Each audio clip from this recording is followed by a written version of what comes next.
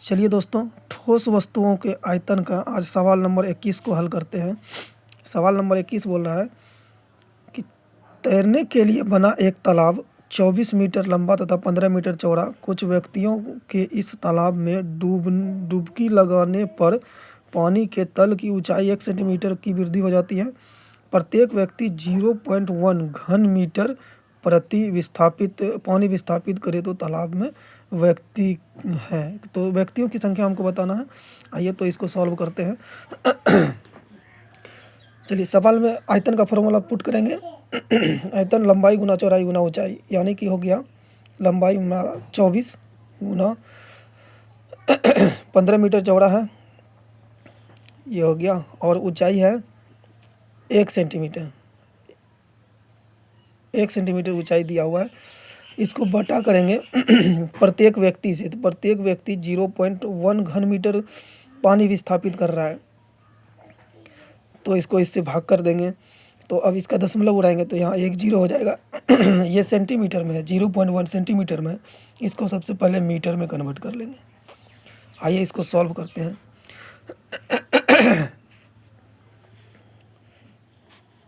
1 0 से 1 0 ये कट गया,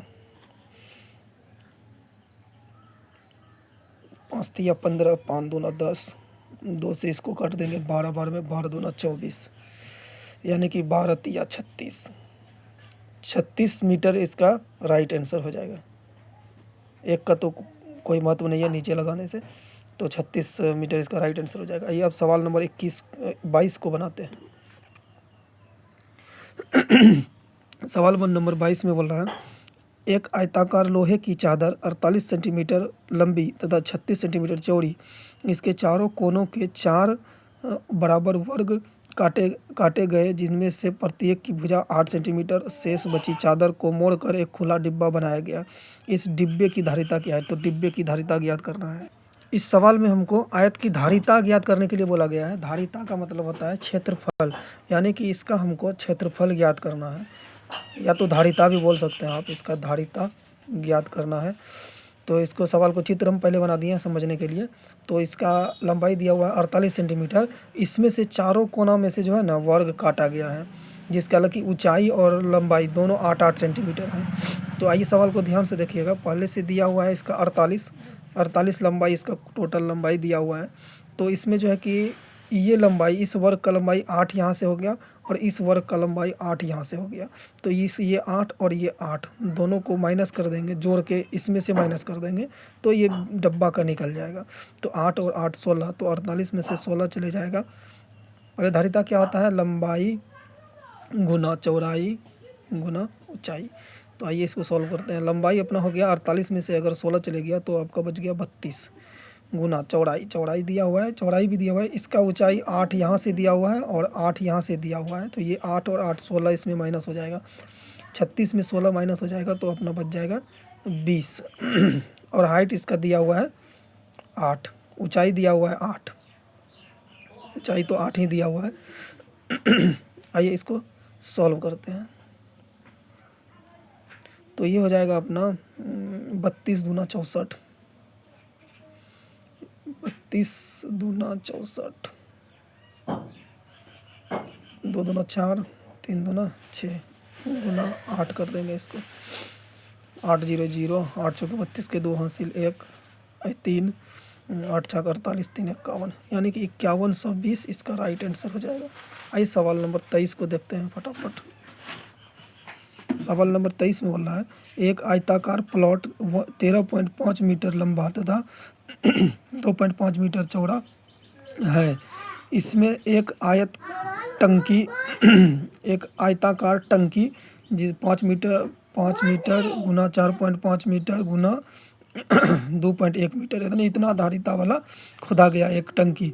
इसमें से निकाली गई मिट्टी को प्लॉट में शेष भागों में समान रूप से बिछाया गया। इस प्लॉट की धरातल की ऊंचाई कितनी वृद्धि होगी?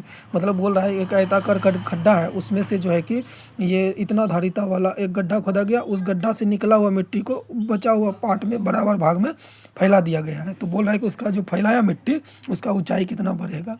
तो आइए इस सवाल को सॉल्व करते हैं। तो इसका चित्र हमने बना दिया है। यानी कि गड्ढा जो खोदा गया 2.1 मतलब हाइट है और 5 लंबाई है और 4.5 इसका जो है कि चौड़ाई है। तो इस बड़े वाला इसका क्षेत्रफल निकालेंगे। तो कैसे निकालेंगे क्षेत्रफल? इस बड़े वाला आयत में से इस गड्ढा वाला आयत क्षेत्रफल को घटा देंगे तो क्षेत्रफल हमारा निकल जाएगा। तो बड़ा वाला कितना है इसका क्षेत्रफल? बड़ा वाला कितना है? 3.5। क्षेत्रफल क्या होता है? आयत का लंबाई गुना चौड़ाई। 2.5 माइनस कर देंगे इसको छोटा वाला में से। तो छोटा वाला क्या है? लंबाई 5 है और चौड़ाई 4.5 है, यानी कि 5 गुना 4.5, ये इसका क्षेत्रफल हो गया।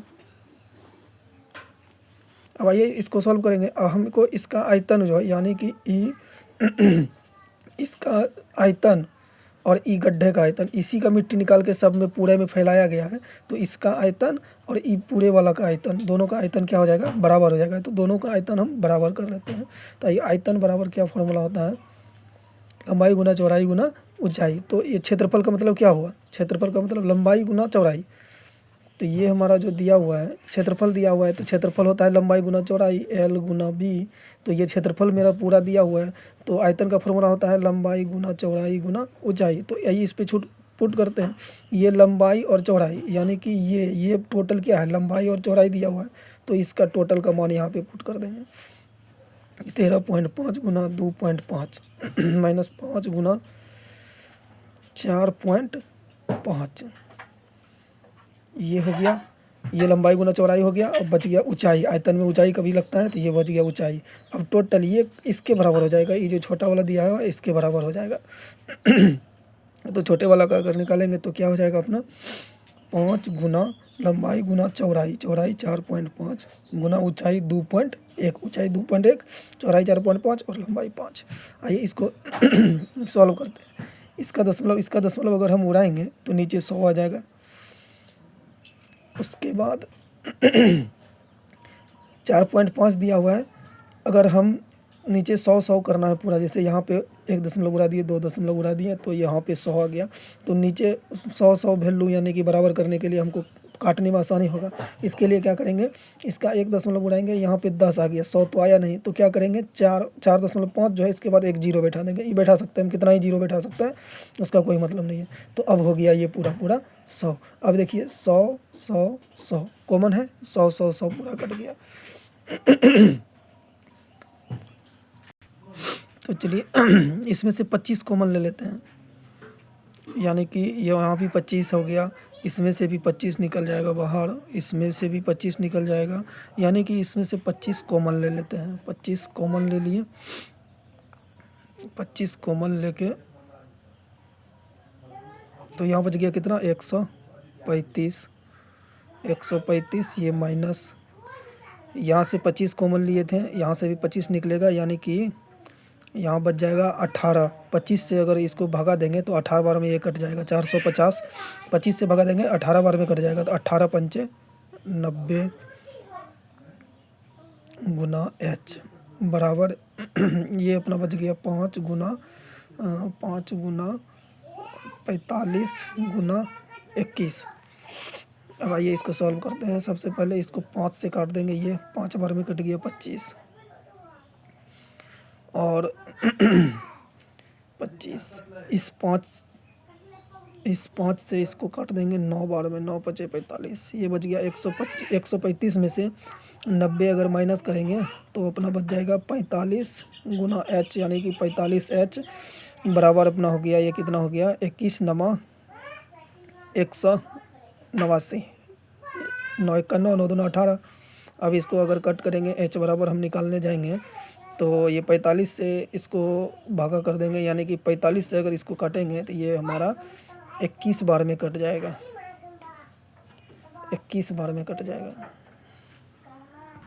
सॉरी दोस्तों, इस 45 को काटेंगे तो 9 से अगर काटेंगे तो 5 बार में कट गया ये 45, 5 बार में ये 9 पचे 45 और इसको 9 से काटेंगे तो ये 21 बार में कट जाएगा।